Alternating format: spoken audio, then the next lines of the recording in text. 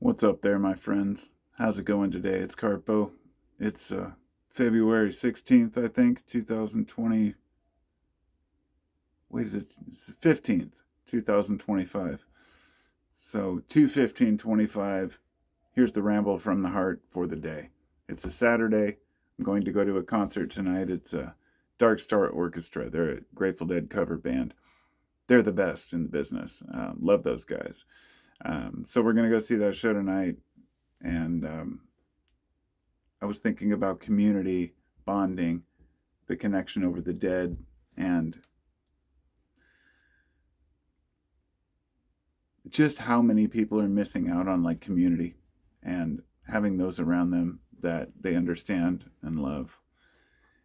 And even if they don't know them, so to speak, but with so much division in the past few years, it's just kind of heartbreaking. I feel like Americans have kind of lost touch with what it means to be, you know, a citizen of this country, because I'm not going to deny it. The United States of America is a completely unique country. It's way different than other countries. When people try to compare us, whether it's healthcare compared to Sweden or education compared to China, I don't give a shit about any of that. Being an American and having freedom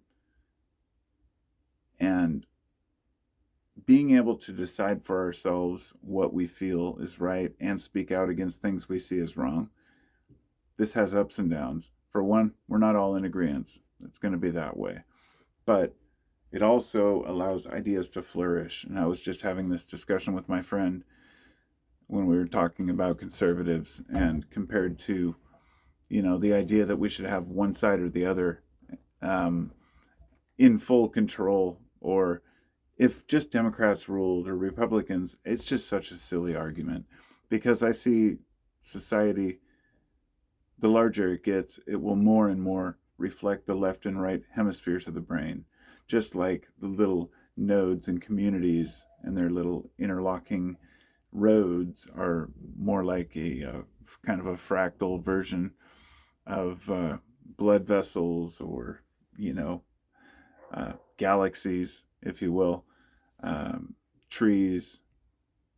This is called a dendritic pattern. It's just, you see these repeating patterns and you see just how similar we all are in our communities, in our neighborhoods, the way that we treat one another. And then when we get access to a new type of technology, i.e., the internet, it allows us to basically speak anonymously. The best way I can explain this quickly, because I don't want to get into the whole internet, that's not this discussion, but when you talk with your friends in a text message and somebody totally misunderstands the other guy, it's usually because you can't get inflection or cadence or sarcasm through a text. You can add emojis, something I used to think were stupid and ridiculous, but now I understand how important emojis really are. They're like the modern day, equivalent of, a footnote, okay, if you will, to really explain where the person was coming from. To say that I'm not being a dick, I'm being sarcastic, a wink, a nod. And most people understand this, but people are so divided and within their own communities. And working together is always going to make a stronger nation and a stronger world. This means not just individuals in the neighborhood working together, but your community, your state, your counties, your states. I know that it's human nature for us to be out for ourselves, even though we try to pretend like we're not that way. And that's okay that we fool ourselves, but the truth is we have enough resources, talent, and gusto to make the world work for everyone. This might actually decline, uh, maybe not decline, but change the way that we do things in some ways, but we're not willing to do that. And if we're not willing to make changes to make a better future, then we're going to doom ourselves. And I'm not being alarmist, because this is just seems to be the natural progress of humans. If we don't get together and change our ways. I see the potential. I see how much we could actually do. And it's just boggles my mind how stupid we are. And I think maybe this is just God's will. This is the way it's meant to be. There's no way around it. Humans are going to be competitive. Every time somebody says that, humans, shouldn't, for example, care about other people's opinions or have borders or, just let the world be free flow, if you will. I say, well, look, the only thing we can observe as humans is nature. How does nature operate? Squirrels, they run about together, right? You see them all the time running around. Well, depending on where you live. Out here we have squirrels, gray squirrels run around. They collect their nuts. In the fall, there's just, dozens of them out in the neighborhood here. And they cross paths, and they're collecting their own goods, burying their own goods, and forgetting about it. Apparently, they bury a lot of their stuff just like crows do, but the crows actually watch the squirrels and they dig it up later.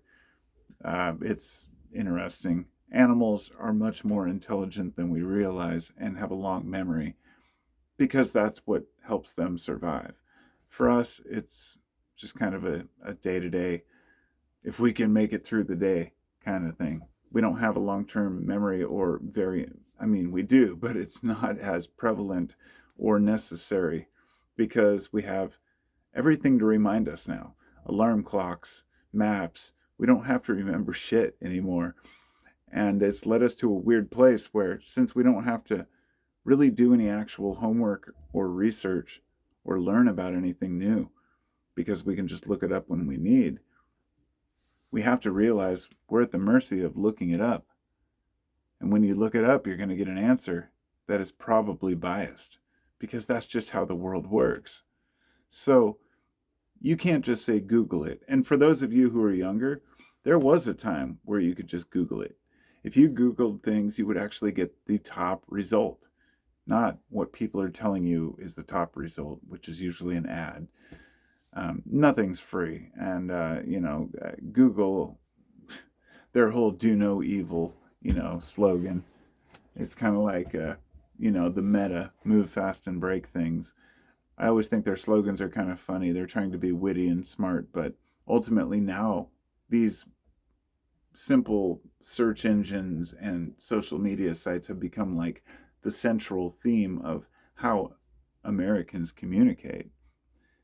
And then we have the largest communication platform, for example, that's owned by the richest man in the world who is now also in charge of part of the government. That blows my mind, but what I'm getting at here isn't trying not to get partisan or express my opinions, because I can't even talk about an individual person without getting flack from people. And I don't want to get anybody upset. The reason isn't because I can't handle the rebuttals. It's because I want to communicate with you as an individual. If you're a Trump supporter, if you're a supporter of Elon Musk, I don't want to demean you or say you're a dumbass, because people have their own opinions, and I don't pretend mine are the best ideas, the best opinions. I just know that what I think and what I believe are only based on the information that I've received or studied. For Elon Musk, for example, and Trump, I've disliked them. I disliked Elon way back when he was a liberal, 15 years ago. The same with Trump.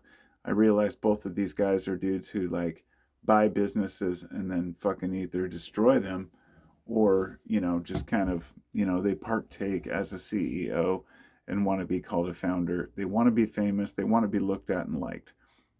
America was ready to have a guy like that as president, and another guy like that that's even massively richer as the guy who's investigating government fraud.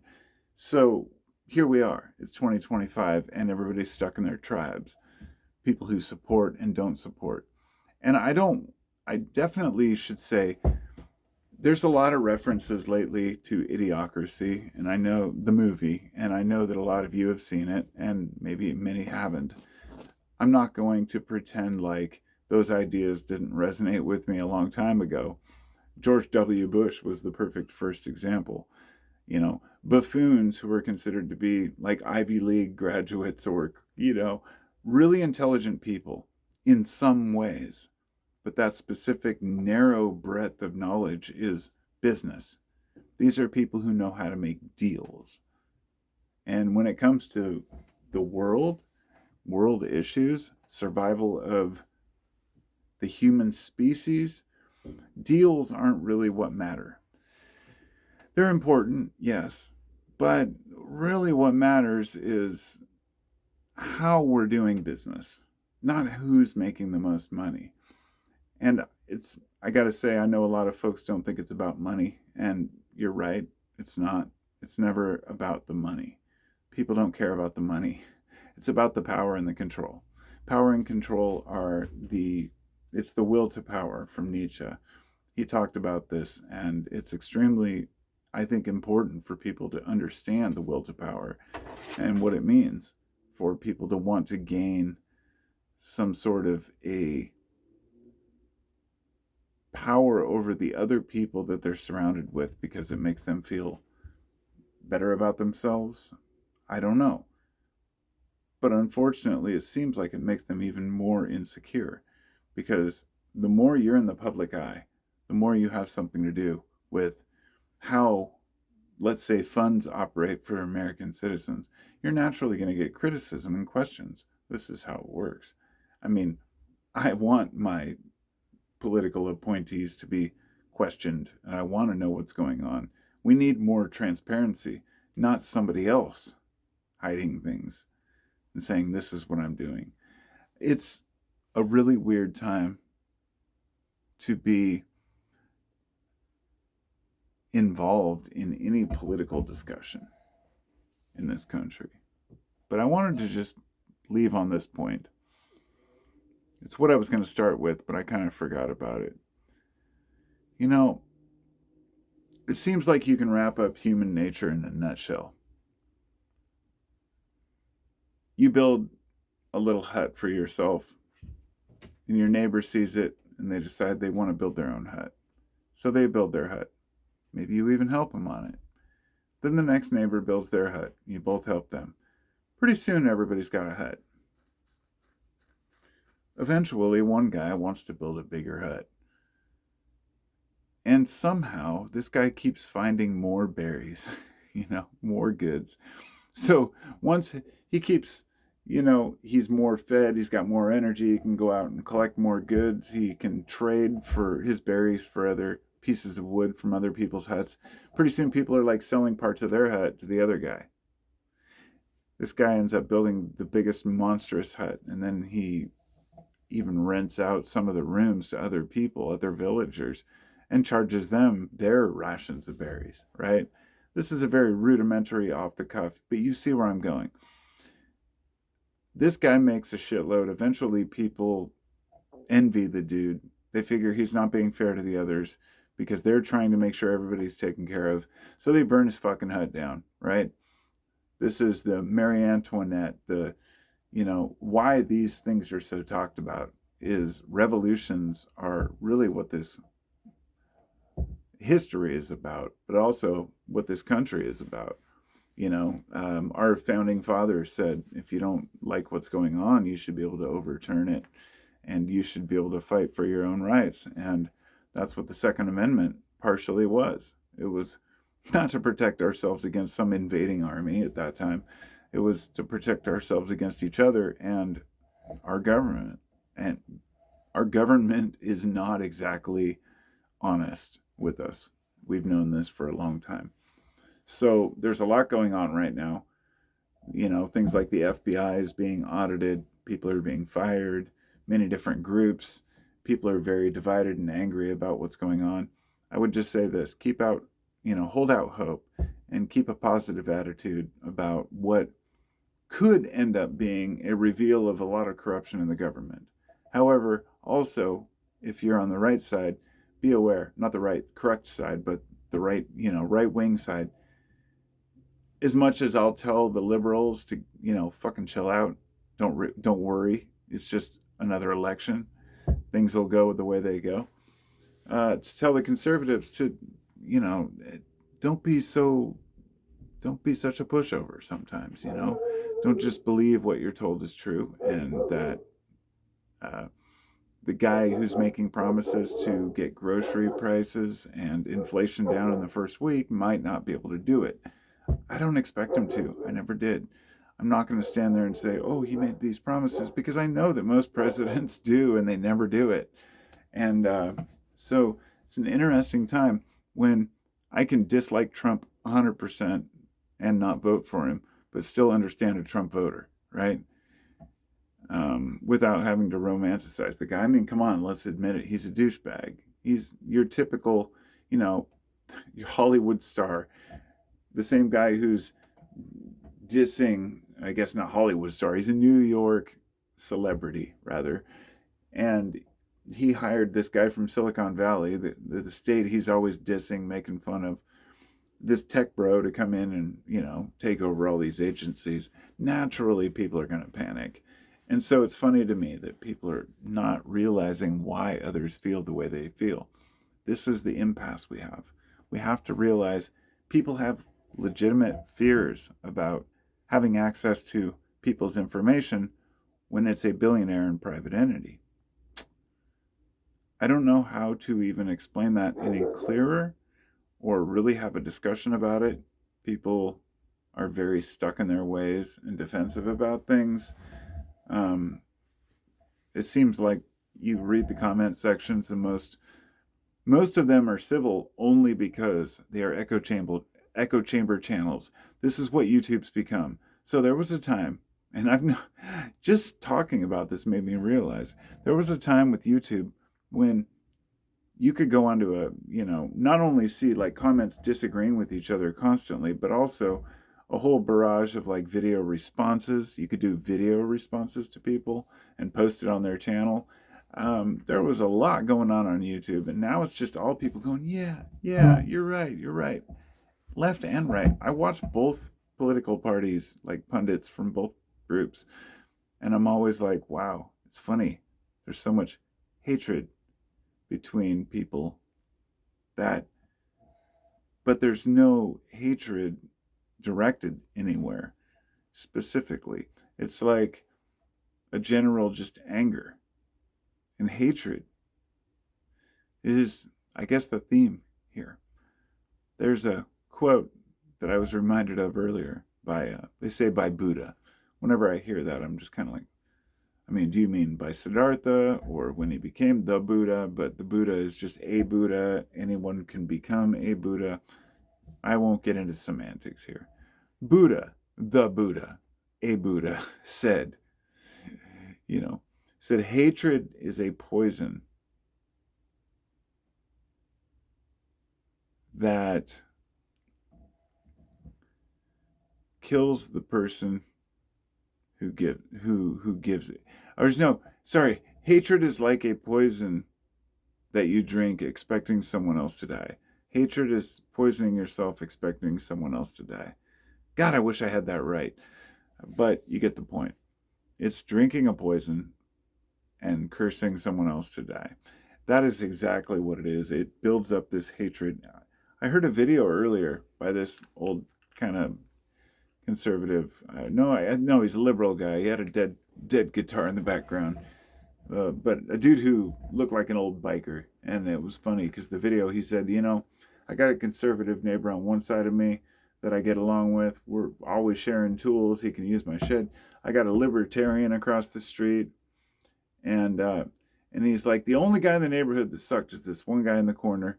And he said the guy was always, complaining about everything from, every conspiracy you can imagine, chemtrails and whatnot. And I guess he was always yelling at the guy, yelling at the hippie dude or the deadhead dude, threatening to call the cops for stupid shit. For whenever he had a burn pile, he'd call the cops and they'd come and they'd say, yeah, it's legal. But just a harassing neighbor. We all know him. And he had his flag flown for a really long time, but he said during the 8 years Obama was president, the guy flew his flag upside down for 8 years, which is the American in distress, sign, which is not a surprise because people do it on both sides. When Trump became president, people on the left started putting their flag upside down, whatever. But the point is, somebody was asking him, now that Trump's president again, he said, I bet that guy's flag is flying really high now. And he said, actually, no, it's not flying at all because he's dead. He fucking died of a heart attack. The guy was so angry all the time. He said recently, before the guy died, he'd been yelling at him over the fence at the chill dude. And he said, yeah, I hope you die from a heart attack in your backyard. And ironically, the other guy dies. And it's true. Let me just say this. If you've got hate and anger in your heart, it's going to kill you faster than anything else. And I'm not going to deny that I've been frustrated in my life. I've been angry. I've felt like I wanted to get back at people that screwed me over. And especially when you're doing horribly in this world, if you're not taken care of, it's when you can become kind of a doomer and get an attitude where you just want everything to fall apart. And I've been there and I get it. I have. This is the first time in my life having my family, my kids, my wife, wanting to get a new place, just saying, well, I hope things don't fall apart. Because I do believe the earth needs a reprieve. I think we need a reset. Humans are just being idiots right now. We need something we can come together on. But the only reason I think that is because of the environment I've grown up in, where everybody's always divided. And I also realize now that, after a disaster, it's not going to be anything better. I know this, but I've always known this, but it's almost like I care more about the future of humanity using the technology we have already than developing more and more technology, AI. We might end up creating something much worse if we're not careful. And if we're always divided about, whether it's Trump or Biden in office, we don't see the massive nuclear stockpile of some 30,000 weapons aimed all around the world. 30,000 weapons that are 10 to 1,000 times stronger than the ones in Hiroshima and Nagasaki. Very intense weapons. I've always been fascinated with doomsday scenarios, but I don't want to, put that out there because we've got to live our life. We've got to just be human and enjoy ourselves. So that's my rant, I guess. And left and right, whatever you want to call it, working together is my message. Let's put it this way. We might not trust each other. And today, more than ever, we don't trust the, quote, experts. But I want to say, just so you know, if you were a genius mathematician and you walked through a village of people who knew nothing about math and you started reciting algebra and equations, they would just think you're full of shit. They wouldn't know what you're saying. This is kind of because everybody has their field of expertise. It's the same way the mathematician would have no fucking clue how to plant and farm in that climate for his needs if he had to stay there. We teach each other. We learn from each other. And we can learn from each other even if you're a conservative or a Democrat. You can get over your petty, stupid shit that you've been convinced to think is important and realize that your values probably aren't that much different. And most people who have talked to real people in the real world know this. I know plenty of conservatives that I get along with, and plenty of Democrats, and I myself, stuck somewhere in the middle, don't really give a shit about labels, but I just want to pretend like there's a future, a potential for a good future for us as a species. So we will see how that turns out. Until then, we'll just hang out together once in a while. I'll see you next time. Be well.